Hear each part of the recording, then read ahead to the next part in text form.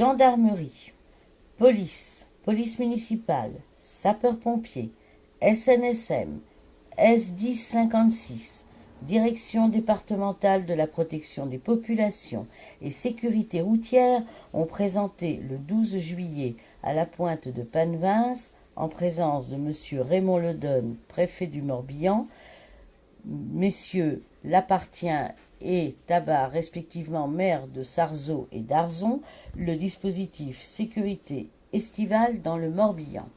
Il faut savoir que la population du Morbihan est multipliée par 6 en été, avec 3,6 millions de visiteurs environ.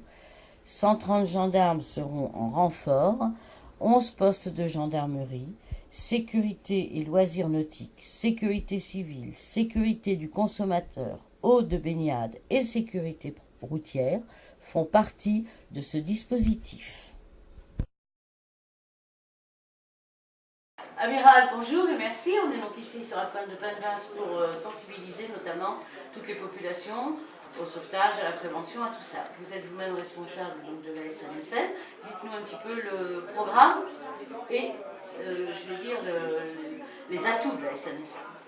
Alors moi, mon programme, c'est d'avoir le moins d'intervention possible. Logique. Et je fais en sorte qu'à travers une prévention en amont, et puis le fait de tirer les enseignements a posteriori sur une saison, eh bien on améliore nos prestations. En ce qui concerne la prestation au large, je dirais que c'est tout au long de l'année et que ça fonctionne à travers nos moyens nautiques importants et une population d'environ 250 bénévoles sur le département. Pour ce qui concerne les plages, c'est un peu plus diffus parce que nous nous appuyons sur des jeunes gens qu'on forme tout au long de l'année. En gros, la formation d'un nageur sauveteur, c'est 300 heures. Oui. Et ensuite, eh bien, ces nageurs sauveteurs sont mis à disposition des communes qui le souhaitent. Donc, les postes de secours, donc. Voilà, pour armer les postes de secours. Nous avons environ 1300 nageurs sauveteurs opérationnels sur l'ensemble de la France et de l'outre-mer. Ce sont des employés municipaux pendant la durée de leur contrat d'un mois ou 2 mois. En général, on essaye de leur donner 2 mois. Et ils passent environ 3 ans et demi chez nous, ce qui correspond d'ailleurs à beaucoup de présence dans toutes les associations de bénévoles. Ça s'explique très bien, c'est des périodes où ils sont souvent étudiants ou en train de chercher un nouveau travail et autres. Et donc ils vont disparaître. Et par contre, moi, ce que je cherche à faire, c'est qu'à travers les relations avec les stations permanentes, eh bien, je les retrouve plus tard. Souvent, c'est vers 50 ans, ils ont un peu de temps, ou un peu plus tard quand ils sont en retraite. Et là, j'ai un substrat fort qui me permet de voir arriver des jeunes gens motivés et qui ont des capacités reconnues. C'est important parce que j'ai de moins en moins, pour ce qui concerne les personnels embarqués, de professionnels de la mer. Il y a de moins en moins de marins de commerce, il y a de moins en moins de marins de pêche, il y a de moins en moins d'ostréiculteurs, il y a de moins en moins de marins de la Marine nationale et des autres administrations.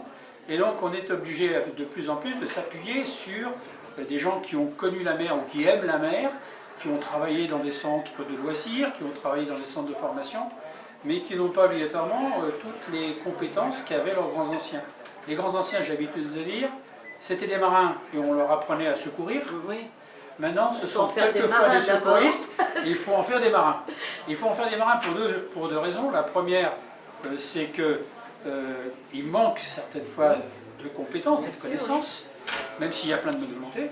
Et la deuxième, c'est que derrière, il faut qu'absolument personne puisse nous reprocher une incompétence à un moment ou à un autre. Donc il faut qu'on valide leurs acquis, qu'on leur fasse passer des diplômes. J'ai l'exemple tout simple. Aujourd'hui, quand j'ai besoin d'un patron d'embarcation, eh bien, il peut être nécessaire, 1, de le former au permis hauturier, et 2, de lui faire passer le permis hauturier. Les deux ont un coût. Bien sûr. Autrement dit, on a basculé dans le réseau de la formation. Et c'est pourquoi nous sommes amenés à augmenter considérablement notre effort de formation. Jusqu'à présent, en formation interne, on dépensait environ 2 millions d'euros. Il va falloir qu'on en dépense 4 pour pouvoir maintenir le niveau. Maintenir la compétence reconnue. Oui. J'insiste là-dessus parce que le niveau, c'est vrai, Mais le niveau, on l'acquiert assez vite. Mais si derrière, vous n'avez pas le diplôme qui empêchera l'avocat, qui est plein de bonnes intentions à votre égard, de démontrer que vous avez failli parce que vous étiez incompétent, et bien là, il y aura une faute, non pas au moment de l'action, mais une faute de préparation. Donc le message est passé, Voilà. on est à la recherche. Je pense que les démonstrations commencent, donc on va aller là-bas. Je vous en prie. Merci Amiral. Je vous en prie.